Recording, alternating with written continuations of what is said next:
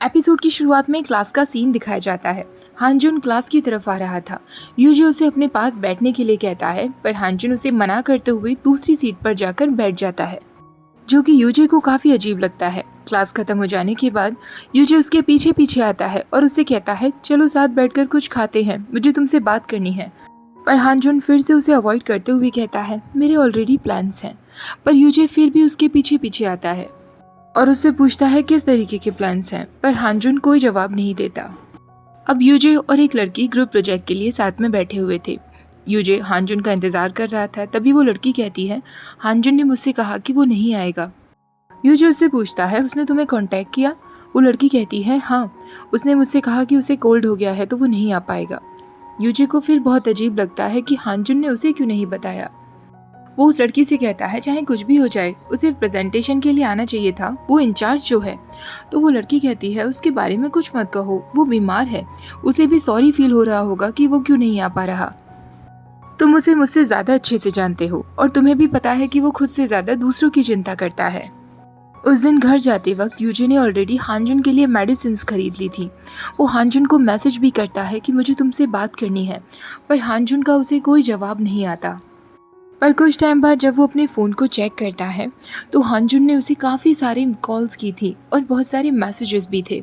वो तुरंत हानजुन से मिलने के लिए उसी पार्क में पहुंच जाता है जिस पर वो बैठकर बातें किया करते थे। यूजी उससे कहता है, हम दोनों ने एक दूसरे को किस किया। हानजुन कहता है, उस दिन हम दोनों इम्पल्सिव थे, उस बात को हमें अपने दिल से लगाने की ज़रूरत नहीं है। तो यूजी कहता है, दिल से लगाने की ज़रूरत नहीं है क्या, सच में? हानजुन कहता है, सच कहूँ तो मैंने तुम्हें किस करने के बारे में सोचा ज़रूर था, पर जब हम दोनों में किस हुआ तो मुझे वो सब कुछ उतना भी अच्छा नहीं लगा। यूजी उसे अपनी तरफ खींचते हुए कहता है, क्या बोल रहे हो, ये तुम नहीं हो, तुम इस तरीके से बातें नहीं करते। हानजुन कहता है, मैं बस वही बातें कर रहा हूँ जो तुम इस वक्त सुनना चाहते हो। यूजी कहता है, तुम्हें ऐसा क्यों लगता है कि मैं ये बातें सुनना चाहता हूँ? हानजुन कहता है, तुम यही तो चाहते हो ना कि हम दोनों ऐसे प्रिटेंड करें जैसे हमारे बीच कुछ ना हुआ हो। यूजी कहता है, अगर मैं ऐसा चाहूँ भी तो क्या ये पॉसिबल है? क्या हम जिंदगी भर ऐसा प्रिटेंड कर पाएंगे जैसे हमारे बीच कुछ ना हुआ हो?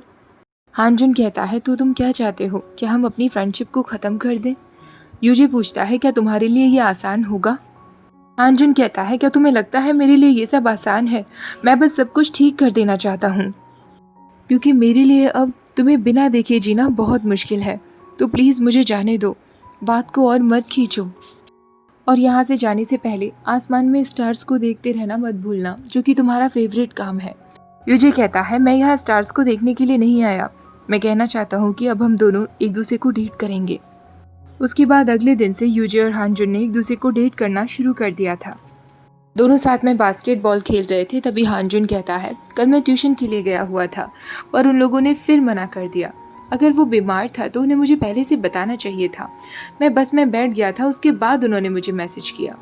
इस बात पर यूजी कहता है, तुम उस फैमिली को ट्यूशन पढ़ाना छोड़ दो, मैं तुम्हारे लिए और भी अच्छे अच्छे ट्यूशन्स ढूंढ लूंगा। तभी हानजुन का वही सीनियर वहाँ आकर कहता है, तुम यहाँ क्या कर रहे हो? क्या तुमने बॉक्सिंग क्लब की जगह अब बास्केटबॉल क्लब ज्वाइन कर लिया है? तभी हानजुन उसे अपनी टी शर्ट दिखाते हुए कहता है, बिल्कुल नहीं।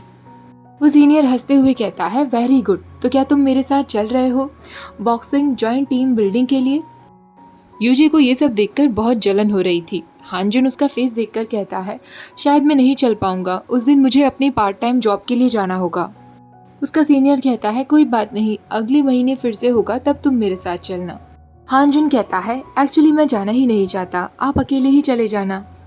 सीनियर के जाने के बाद यूजी हानजुन के पास आकर कहता है, इस टी शर्ट को अभी की अभी निकालो। हानजुन कहता है, कि क्या कर रहे हो? यूजी कहता है, कि डैम फाइट क्लब, तुम हर वक्त फाइट क्लब करते रहते हो, क्या तुम इससे थके नहीं हो? हानजुन उससे पूछता है, क्या तुम मेरे साथ चलोगे? यूजी कहता है, बिल्कुल नहीं। अब उन दोनों को डेटिंग करते हुए 62 डेज हो चुके थे। वो डेली अपनी एक सेल्फी क्लिक करते थे। हानजुन बैठा उन सारे फोटोग्राफ्स को देख ही रहा था, तभी उसे एक मैसेज आता है। यूजी ने ACME रेस्टोरेंट में उन दोनों के लिए एक रिजर्वेशन कर दी थी। कुछ टाइम बाद उसे अपनी माँ का मैसेज रिसीव होता है, सन, तुमने मुझे काफ़ी समय से कॉल नहीं किया है, क्या तुम बिजी हो? पर हानजुन उन्हें कोई जवाब नहीं देता।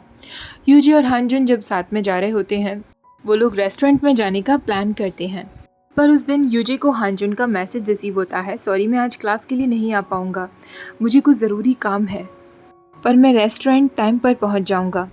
हांजुन अपनी माँ को ढूंढने के लिए निकल गया था। वो उस प्लेस पर पहुंचता है जहां उसकी माँ रह रही थी। वो काफ़ी टाइम तक दरवाज़ा खटखटाता है। तभी उस घर की ओनर बाहर निकल कर आकर कहते हैं, यहाँ कोई नहीं रहता, जो फैमिली इस घर में रहा करती थी वो लोग अब कहीं और रहते हैं। वहीं दूसरी तरफ यूजे को भी अपनी माँ का कॉल रिसीव होता है। उसकी माँ ने अर्जेंटली उसे बुलाया था। उसकी मदर और फादर में हमेशा की तरह लड़ाई चल रही थी और वो लोग डाइवोर्स लेने वाले थे। यूजी उनसे कहता है, आप दोनों ने जिस वजह से भी मुझे यहाँ बुलाया है जल्दी बताइए। तो उसके फादर कहते हैं, तुम्हारी मदर और मैं डाइवोर्स ले रहे हैं। मैं तब तक तुम्हारी फीस दूंगा जब तक तुम्हारी ग्रेजुएशन नहीं हो जाती। उसके बाद तुम अपनी माँ के साथ रहोगे और वही तुम्हारा ख्याल रखेंगी। एलिमनी के रूप में मैं उन्हें 30 मिलियन वॉन और दे दूंगा, इससे तुम्हारा फ्यूचर अच्छा कटेगा। तभी उसकी माँ कहती है, 30 मिलियन वॉन में क्या होगा, वो एक फ्रेश मैन है, मुझे कम से कम 50 मिलियन वॉन चाहिए। उसके फादर कहते हैं, तुम यूजे के साथ रहने वाली हो तो हमारे पुराने अपार्टमेंट से तुम्हें 10 मिलियन वॉन ऑलरेडी मिल जाएंगे। यूजे ने बिजनेस में मेजर किया है, उसे ग्रेजुएशन के बाद एक बहुत अच्छी कंपनी में जॉब मिलेगी, वो बहुत अच्छी अर्निंग करेगा, वो सारी अर्निंग भी तो तुम्हारी ही होगी। उसकी अर्निंग्स को जिंदगी भर तक तुम ही रख लेना, मैं कुछ नहीं मांगूंगा। यूजे कहता है, मुझे विश्वास नहीं हो रहा, ऐसी टाइम पर आप लोग ये सब बातें कर रहे हैं। उसके फादर कहते हैं, तुम्हें क्या लगता है यूजे, इस दुनिया में सब कुछ फ्री में होता है? हम तुम्हारे पेरेंट्स हैं, हमने तुम्हें बड़ा किया है, इस काबिल बनाया है। अगर तुम सच में एक इंसान हो तो तुम्हें बड़ा करने के लिए तुम्हें अपने पेरेंट्स को रीपे करना होगा। यूजे कहता है, उसकी कोई ज़रूरत नहीं, एक हफ्ते के अंदर अंदर मैं आप लोगों का घर छोड़ रहा हूँ और डिपॉजिट का आप दोनों जो करना है वो करिए, पर मुझसे अब आप लोगों का कोई रिश्ता नहीं है। मैं इस बेकार सिचुएशन में इन्वॉल्व नहीं होना चाहता। तो उसके फादर कहते हैं, तुम्हारी हिम्मत कैसे हुई अपने डैड से इस तरह बात करने की? वो उसे चांटा भी मार देते हैं। यूजे वहाँ से जाने लगता है तो उसके फादर कहते हैं, यूजे अगर तुम इस तरह यहाँ से जाओगे ना तो तुम्हें वापस यहाँ आने को कभी नहीं मिलेगा और मुझसे पैसे तो कभी मत मांगना। यूजे कहता है, मैं यही चाहता था, मुझे आपसे पैसे चाहिए भी नहीं। हांजुन अपनी माँ को ढूंढते हुए उसी रेस्टोरेंट में पहुँच जाता है जहाँ वो वर्क किया करती थी। वो अपनी माँ के बारे में पता करता है तो रेस्टोरेंट ओनर उससे कहता है, उस लेडी ने तो अपने बेटे को विजिट करने के लिए एक हफ्ते की छुट्टी ली थी, पर तुम खुद उसे ढूंढते हुए यहाँ तक आ गए, मुझे लग ही रहा था कि कुछ ना कुछ तो गड़बड़ है। हांजुन कहता है, क्या मतलब है आपका? ओनर कहता है, वो लेडी ज़रूर छुप रही है, उसके जाने के बाद से कितने क्रेडिटर्स यहाँ आए हैं अपने अपने पैसे मांगने के लिए, पर उसका कुछ पता ही नहीं चल रहा है। वो पैसे लौटाना नहीं चाहती है, इसलिए उसने अपना फ़ोन भी बंद कर लिया है। हांजुन कहता है, मेरी माँ ऐसी नहीं है।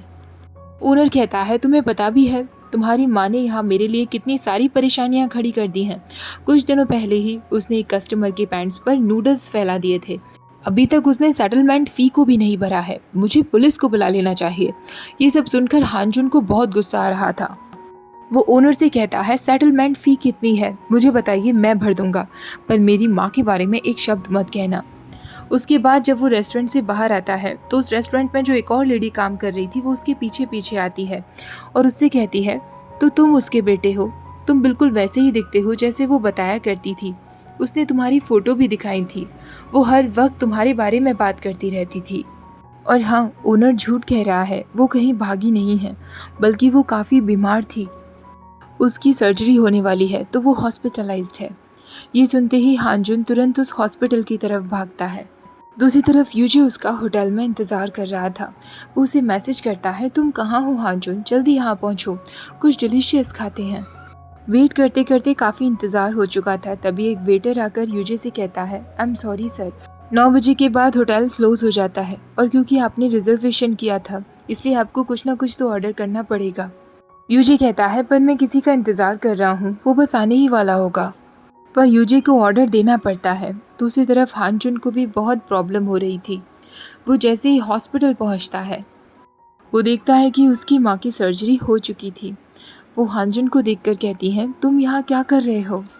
हांजुन कहता है, माँ, चाहे हमारे कुछ भी हालात क्यों ना रहे हो, पर आपने मुझे अपनी बीमारी के बारे में क्यों नहीं बताया? इस बारे में तो आप मुझे बता सकती थी ना। उसकी माँ कहती है, मैंने तुम्हें इसलिए नहीं बताया क्योंकि फिर तुम्हें परवाह होने लगती। रोना बंद करो हांजुन, और आज मेरा बेटा कुछ ज़्यादा ही हैंडसम लग रहा है। तभी हांजुन पूछता है, अभी क्या टाइम हो रहा है? तो उसकी माँ कहती है 10 बज रहे हैं, क्यों? हांजुन को याद आता है कि 9 बजे तक उसे होटल पहुंचना था। वो अपना फ़ोन चेक करता है पर उसका फ़ोन भी उसकी जैकेट में रह गया था। उसकी माँ कहती हैं आज तुम इतने अच्छे से तैयार हुए हो, सिर्फ हॉस्पिटल आने के लिए तो नहीं हुए होंगे, कोई और रीज़न है ना? अभी बहुत देर नहीं हुई है हांजुन, तुम्हें चले जाना चाहिए। मैं अब बिल्कुल ठीक हूँ। मेरे बेटे ने यहाँ तक आने में बहुत खर्चा कर दिया होगा ना। ऐसा कहकर वो उसे कुछ मनी भी दे देती है। अंजुन याद करने लगता है लास्ट नाइट उसके और यूजे के बीच में क्या बातें हुई थी जब यूजे ने उसे डेट के लिए कहा था। यूजे ने उससे कहा था हमारी डेटिंग की सिर्फ एक कंडीशन होगी, तुम कभी भी इस तरह मुझे अचानक छोड़कर नहीं जाओगे, मुझसे कांटेक्ट नहीं छोड़ दोगे। अगर तुमने एक दिन अचानक मेरी कॉल्स और मैसेजेस का जवाब देना बंद कर दिया तो फिर तुम मुझे कभी नहीं देख पाओगे। हांजुन यही सब सोच सोच कर भागता हुआ जाता है और आखिरकार यूजी उसे उसी झूले पर बैठा हुआ मिलता है जिस पर बैठकर वो दोनों अक्सर आपस में बातें करते थे। यूजी उससे कहता है तुम्हें क्या लगा था मैं तुम्हें यहाँ नहीं मिलूंगा? तुम्हारे फेस को देखकर लग रहा है कि तुम रो रहे थे। हांजुन उसके लिप्स को देखकर कहता है ये तुम्हें चोट कैसे लगी? यूजी को वो चोट तभी लग गई थी जब उसके फादर ने उसे थप्पड़ मारा था। यूजी उससे कहता है कुछ नहीं, बस ऐसे ही। मेरे पेरेंट्स स्टूडियो अपार्टमेंट के डिपॉजिट के लिए आपस में लड़ रहे थे तो मैं उन्हें छोड़कर आ गया। अब मुझे समझ नहीं आ रहा मैं कहाँ रहूँगा। हांजुन उससे कहता है सब कुछ भाड़ में जाने दो, तुम्हारे पास मैं हूँ, हमेशा याद रखना। यूजी कहता है पहले तुम मेरे मैसेजेस और मेरे कॉल्स का टाइम से जवाब देना सीखो। हांजुन उसे अपने पास से लिप बाम निकाल कर देता है तो यूजी कहता है तुम्हें कैसे पता था कि मेरे लिप्स की ये हालत होगी और मुझे इसकी ज़रूरत होगी? क्यों ना तुम ही इसे मेरे लिप्स पर अप्लाई कर दो। हांजुन बिल्कुल ऐसा ही करता है। अब यूजी उससे पूछता है क्या तुम नहीं जानना चाहोगे कि मैंने तुम्हारे लिए क्या गिफ्ट प्रिपेयर किया है? हांजुन कहता है तुमने कोई गिफ्ट प्रिपेयर किया है? यूजी कहता है हाँ, कपल रिंग्स। फ्लैशबैक का सीन दिखाया जाता है जिसमें यूजी कपल रिंग्स लेने के लिए एक शॉप पर गया हुआ था, पर उन रिंग्स को रेडी करवाने के लिए 2 घंटे और लगने वाले थे और 9 बजे तक वो शॉप क्लोज होने वाली थी। शॉप ओनर उससे कहता है अगर तुम अपने नेम्स के इनिशियल्स इनमें लिखवाओगे या एनिवर्सरी डेट्स तो ये और भी ज़्यादा रोमांटिक लगेगा। यूजी कहता है ठीक है, फिर मैं अपने पार्टनर के साथ इस शॉप में वापस आऊँगा। हांजुन ये सब सुनकर कहता है आई एम सॉरी, मैंने तुम्हारा प्लान ख़राब कर दिया, मैं टाइम से नहीं पहुँच पाया। यूजी कहता है मुझे अपना हाथ दो और वो उसे कपल रिंग पहना देता है। और इसी रोमांटिक से सीन के साथ हमारा ये एपिसोड, साथ में ये सीरीज़ भी ख़त्म हो जाती है। तो कैसी लगी आप लोगों की ये शॉर्ट सी और सिंपल सी सीरीज़? मेरे लिए ये सीरीज़ बहुत ज़्यादा अच्छी तो नहीं थी पर वन टाइम वॉच थी। नेक्स्ट सीरीज़ मैं आपके साथ जल्दी से जल्दी शेयर करने की कोशिश करूँगी। ये वीडियो अच्छी लगी है तो प्लीज़ वीडियो को लाइक शेयर और चैनल को सब्सक्राइब करना मत भूलिएगा। Thank you for watching, bye bye.